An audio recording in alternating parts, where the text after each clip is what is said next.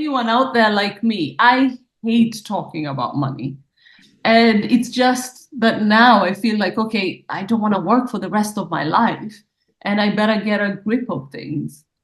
Well, that's it. Again, one of the big sort of trendy topics at the moment is state pensions. That pension you get from the government, there's whispers that it's going to go back from 66, 67 to 70.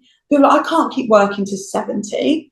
Again, you only have to keep working to 70 if you're reliant on that state pension. The pensions you have for Sainsbury's, anywhere else, they unlock before 70.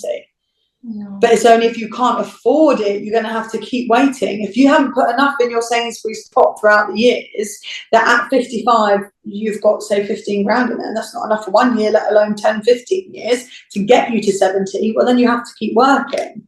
But that's why I would say to people, looking at this stuff earlier on, you don't have to work to 70 just because that's when the state pension is. You can still, your private pension right now unlocks at 55. In 2028 is going to move to 57. But you can stop at 57 and you've got a whole pot there to keep you going till 70.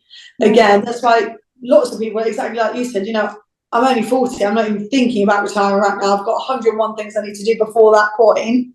That's fine. But let's just take stock now, give you an idea of if we just carry on as we are and do nothing else, this is what your future will look like. This is what this picture will look like.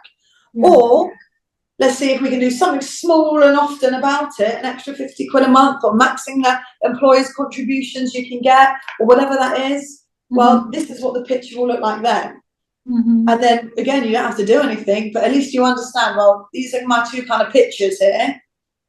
Do I want to do something about it? Do I want to leave it for a couple more years? And then you can just sort of start making that. I would say it's never too early to take stock.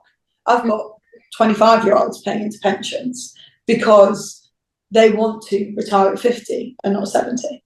And so with the private pensions, you don't have to stick by the government rules. You can withdraw anytime. Again, there's a legal rule of 55 right now.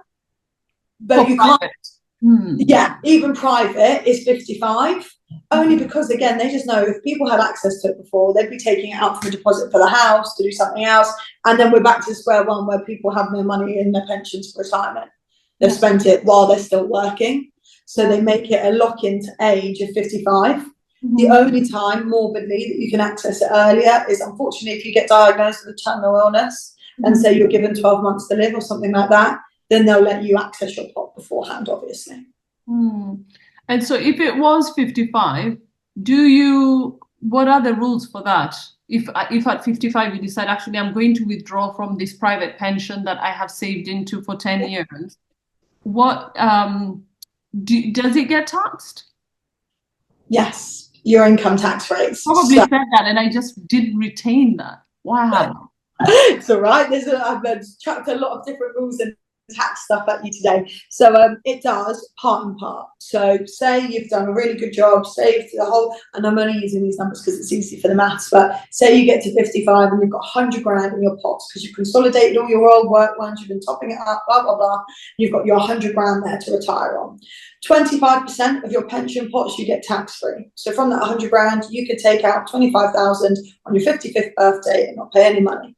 And spend it on whatever you want, holidays, paying off the mortgage, whatever it might be.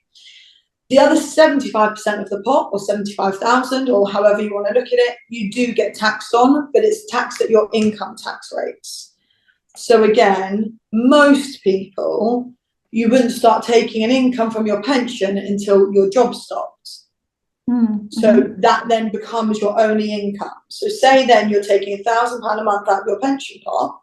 Well, your income for the year is £12,000, which, as we know, our personal allowance is £12,570. So we're not paying any tax because we're only earning 12 grand a year from our pension.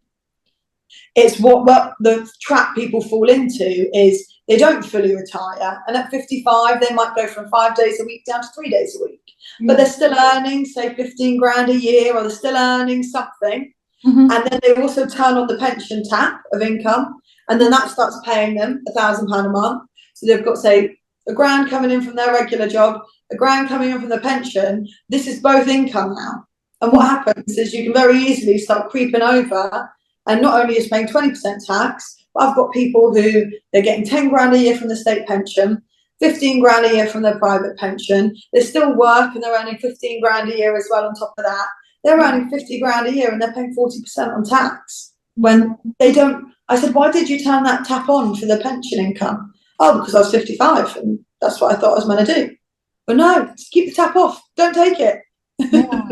Yeah. So Put again, it in an ISA.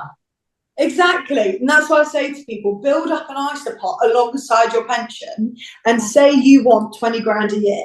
Well, I'd say, well, do you know what we're going to do, Safia? We'll take 12,570 out of your pension. That uses up all of our income allowance and we pay 0% of income on that. And then the other £7,250 we'll take out the ISA this year. So you've got 20 grand in income and you're paying zero to the tax man. This is really good. This is really good. I think you're going to help so many people to see money differently.